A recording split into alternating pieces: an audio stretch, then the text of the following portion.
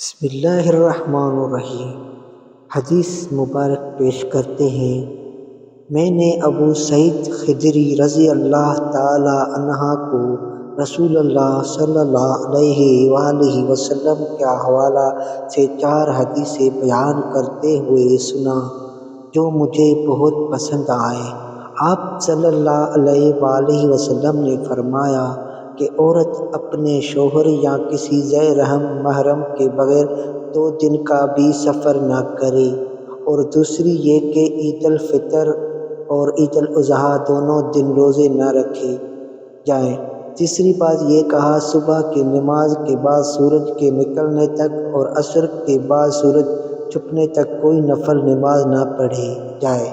چوتھی یہ کہ 3 مسجدوں کے سوا کسی کے لیے کجاوی نہ باندھی جائے: مسجد الحرام، مسجد الاقصیٰ اور میری مسجد یعنی مسجد نبوی۔